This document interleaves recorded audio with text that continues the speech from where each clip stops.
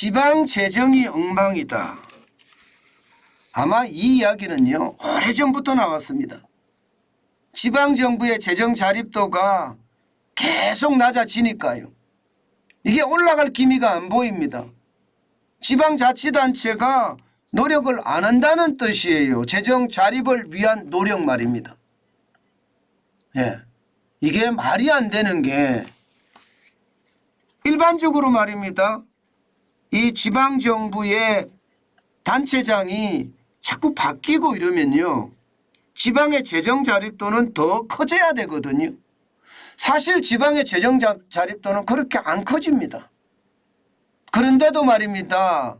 여러분, 지방 관청의 청사를 보면 여러분도 깜짝깜짝 놀라실 거예요. 진짜 어리어리합니다. 아방궁이 따로 없습니다. 어느 곳이나 마찬가지예요.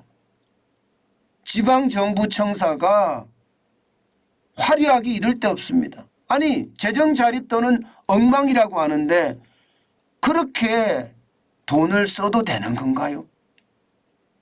여러분, 재정 자립도 한번 보실래요? 얼마나 떨어지는지? 여러분, 이거 한번 보세요. 전년 대비 지방 재정 자립도 하락폭입니다. 마이너스 3.7%포인트예요. 굉장히 많이 떨어지는 거예요. 1년 사이에 이렇게 재정 자립도가 뚝뚝 떨어진다는 것은 여러분, 그만큼 말입니다. 지방 재정이 어려워진다는 이야기거든요. 한번 보실래요? 예, 구체적으로 추세선으로 보면요. 2004년에는요. 지방 재정 자립도가 17개 시도를 중심으로 봤을 때 57.2%였습니다. 그런데 이게 점점 떨어집니다. 2017년에 53.7%까지 가더니요. 2020년, 2021년, 2022년, 2023년까지 오니까 최악이 최악. 46.2%까지 떨어졌어요. 예.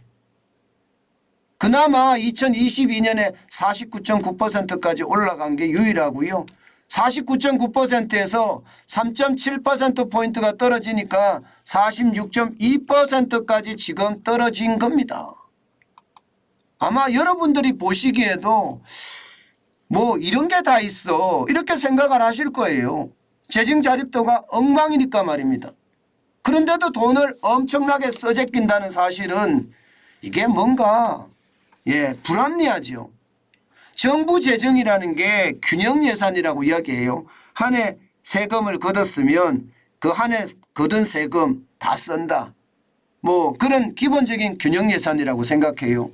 지금 지방 17개 시도의 평균 재정 자립도가 46.2%면요. 나머지는 어디서 충당할까요? 중앙정부가 내줍니다. 중앙정부가. 여러분, 중앙정부가 실질적으로 내주는 것은요. 이게 뭐 무조건이에요. 무조건. 지방교부세라는 게 보시는 것처럼 내국세의 19.24%가 그냥 나갑니다. 그냥 무조건 갑니다. 무조건. 이게 지방교육재정교부금하고도 똑같은 겁니다. 지방교육재정교부금은 20% 넘게 그냥 매번 그냥 떼가잖아요. 똑같이 지방교부세도 이게 기본적으로 19.24%가 무조건 떼갑니다. 그렇게 되면 여러분 보세요. 내국세가 296조 1천억 원입니다. 그러면 19.24%면 56조 9,700억 원이 그냥 떼가는 거예요. 게다가 이것만 나가는 게 아니거든요. 게다가 세계 잉여금이라고 있잖아요. 돈을 다 못 쓴 거 말입니다. 돈을 다 못 쓴 거 매년 말에 가면 세계 잉여금이 생기거든요. 그런데 이 세계 잉여금은요. 무조건이요. 나라 빚을 갚는데 먼저 쓰는 것이 아니고요. 지방정부에 먼저 내려주는 그런 돈으로 쓰게 됩니다. 그러면 어떻게 될까요? 예를 들어서 뭐 세계 잉여금이 뭐 18조가 남았다. 지금 18조 남은 것이 몇 번 있었거든요. 그러면 18조를 이게 나라 빚을 갚는 데 쓰지를 못하고요. 지방교부세나 지방교육재정 교부금으로 나갈 수밖에 없습니다. 나갈 수밖에. 예. 그러면 여러분 이게 어떻게 생각하면 지방 입장에서는요. 지방교부세가 들어오면 나중에 세계 잉여금에 통한 교부세가 들어오면 이게 여러분 쉽게 말하면 눈먼 돈이 들어온 것 같아요. 눈먼 돈. 눈먼 돈이 들어온다고 생각을 해보세요. 그러면 어떻게 쓸까요? 뻔합니다. 이 돈을 쓰는 데는 그야말로 그냥 쉽게 쓰게 된다고요. 아니 이게 눈먼 돈으로 들어왔으니까 2021년인가요? 아마 제가 그렇게 기억하는데 그때는요. 세계 잉여금이 18조 원이었습니다. 이 가운데서 11조 3천억 원을 지방 이전 재원으로 배정을 했습니다. 11조 3천억 원. 나머지 찔끔 가지고 나라 빚을 갚는 데 썼거든요. 저는 이게 아니라고 보는 겁니다. 이게 기왕 말입니다. 지방은 지방 나름대로 살려고 노력을 해야 돼요. 그리고 중앙정부는 중앙정부 나름대로 나라 빚을 갚으려고 노력을 해야 되고요. 그래야지 저는 국민에게 세금을 덜 뜯어도 되거든요. 그런데 서로 노력하지 않는 것을 보면 참 안타깝게 거지없습니다. 안타깝게 거지없어요. 이게 말입니다. 계속 이렇게 가잖아요. 그러면 나라 빚은 저는 천정부지로 올라갈 거라고 생각을 하고요. 이게 내로남불이라는 게 너무 일파만파가 되지 않겠느냐. 저는 그런 생각도 진짜 많이 해봅니다. 여러분도 알다시피 내로남불이 심해지면 어떻게 되나요? 내로남불이 심해지면 나는 괜찮아요. 너는 안 된다잖아요. 나는 괜찮은데 너는 안 된다. 저는 이런 일이 우리나라 대한민국에서 계속 벌어진다는 사실이 참 안타깝습니다.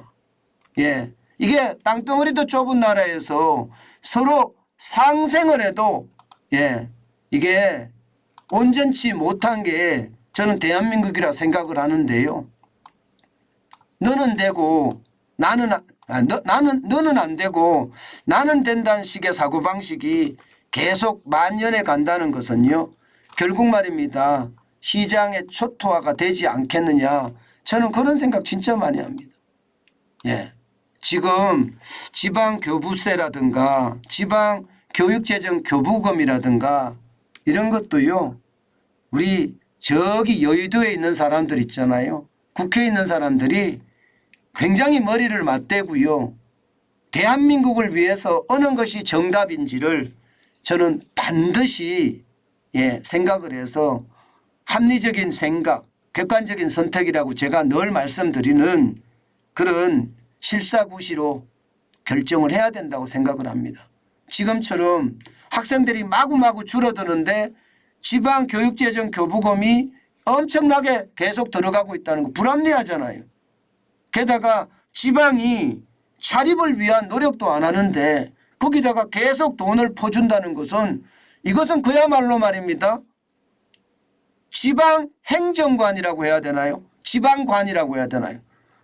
지방정부의 수령, 아방국만 만들어주는 그런 일은 아닐까. 저는 다시 한번 생각해 봐야 된다고 생각합니다. 국가재정이라는 게 국민을 위해서 써야 되는데 그게 낭비식으로 지출이 돼서 그야말로 아방궁을 더 꾸미기 위해서 쓴다면 그것은 진짜 저는 아니라고 봅니다. 결국 말입니다. 그런 아방궁은 이게 나라를 좀먹는 그런 사태가 되지 않겠느냐. 저는 그렇게까지도 생각을 합니다. 여러분, 제가 여러분들에게 계속 말씀드리는 것 중에 포퓰리즘을 저는 막아야 된다. 그렇지 않으면 대한민국이 그리스나 이탈리아나 혹은 아르헨티나나 좀 더 심하게 가면 베네수엘라까지도 갈 수 있다. 이 말을 제가 계속 드리는데요. 그게 현실이 안 되기를 바랄 뿐입니다. 정관전 TV는 앞으로도요. 포퓰리즘하고는 강력하게 싸우도록 하겠습니다. 그것이 제가 정관진 TV를 이렇게 새벽에 나와서 하는 또 하나의 이유이기도 합니다.